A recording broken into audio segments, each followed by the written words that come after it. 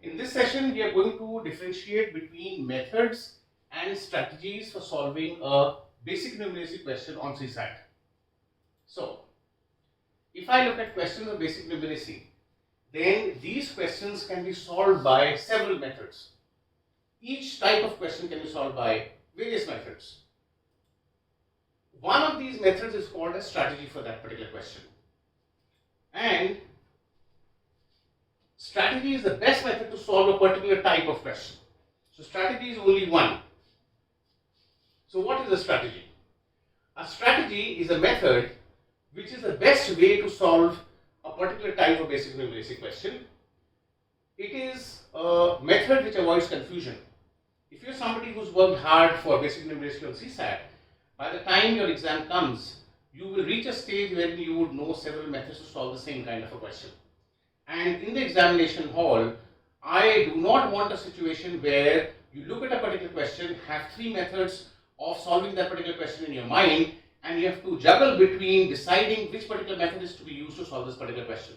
So, if you have a clear strategy for solving a certain kind of question, then you can avoid that confusion, which will actually give you butterflies in the stomach and make you more tense.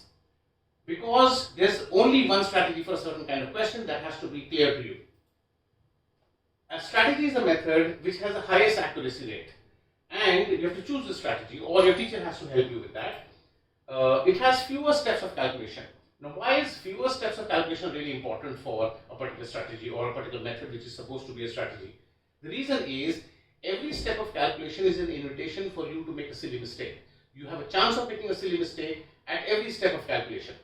So, if there are fewer steps of calculation in your strategy for solving a particular kind of question, then automatically you are going to have a greater amount of accuracy. And if you are using fewer steps of calculation, then automatically it is going to take less amount of time. So both advantages are there. Moreover, the calculations which I use in case of a strategy, they need to be less complicated, so that the chances of making mistakes from those steps should also be on the lower side. And automatically it takes less time to solve as a result, and there's less chance of you making a silly mistake. But this is not enough for a certain method to become a strategy. A strategy is a method which is easier for you to learn, and then you practice it on a certain number of questions and you perfect this particular strategy and do not deviate from it. So let's look at a particular question to understand this. This is a simple question from the topic of percentages.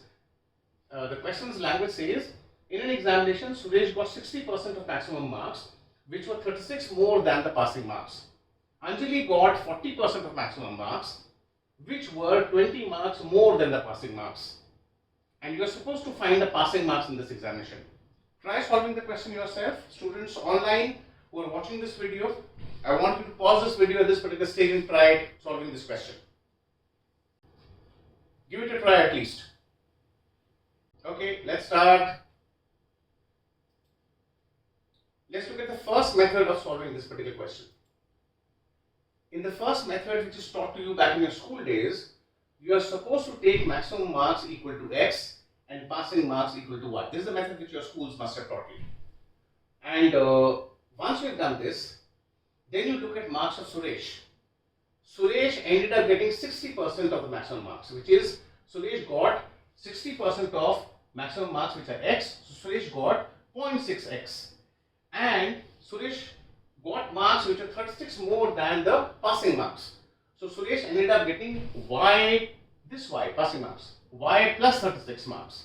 So 0.6x is equal to y plus 36. Anjali, on the other hand, ended up getting 40% of the maximum marks, which is 0.4x, and these marks were 20 more than the passing marks. So 0.4x is equal to y plus 20. Once you get these similar looking equations, this would remind you of something which you must have studied back in your class 8, 9th and 10th, and you were taught something called as simultaneous equations.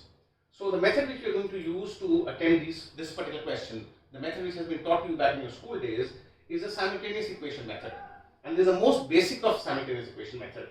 So what we do out here is that we have, because I've got two variables in these equations, so I need to remove one variable so that the other variable can be found out.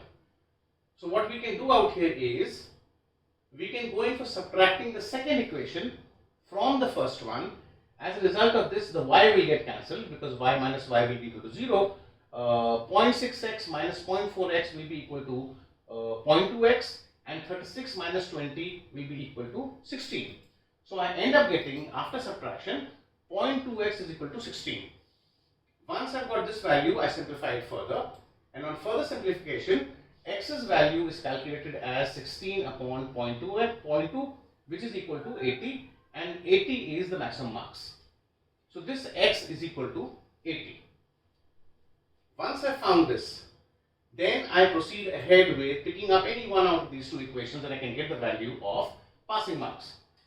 Now, Suresh ended up getting 60% of maximum marks, and we know that maximum marks is equal to 80. So 0.6 multiplied by 80 is equal to y plus 36. I make that equation, which is 0.6 multiplied by 80 is equal to y plus 36.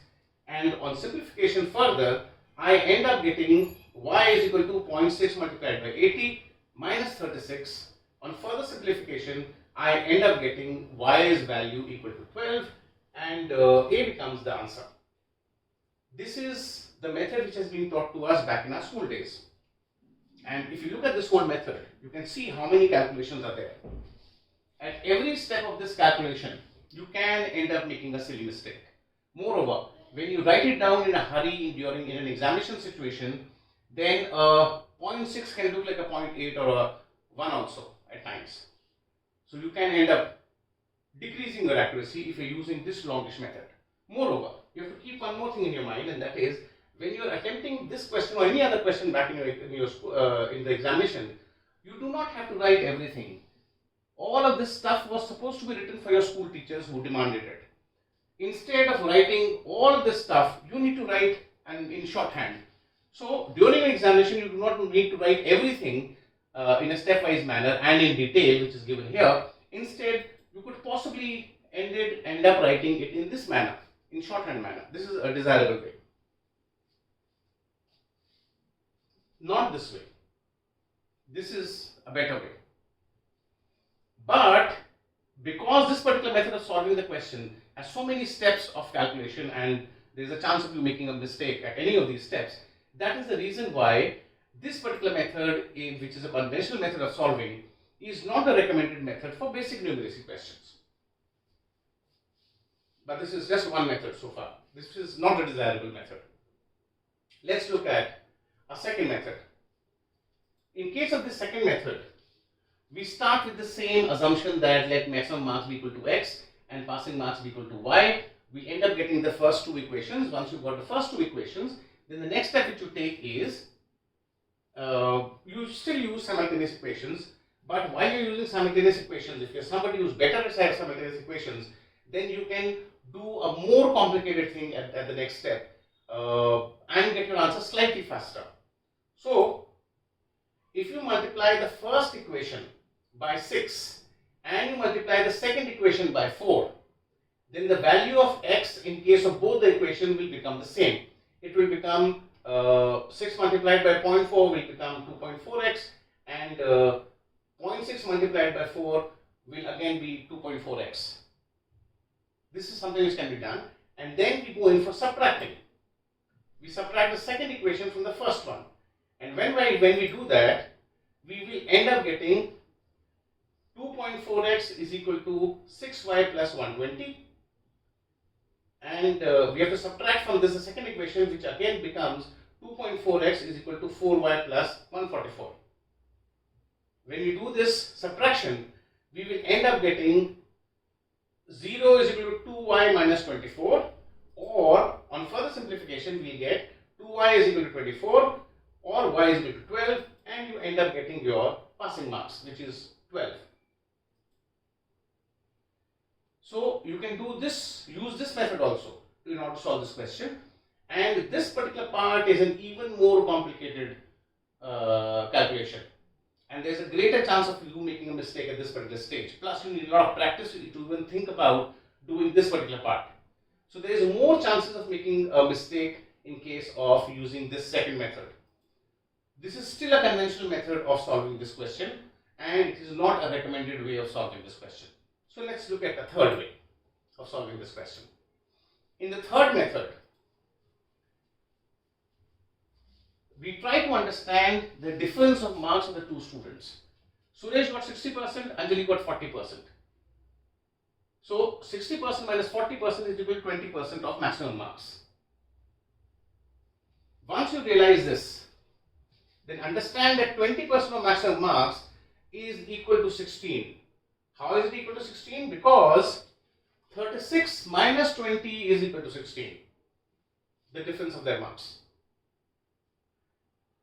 Once I've got this equation,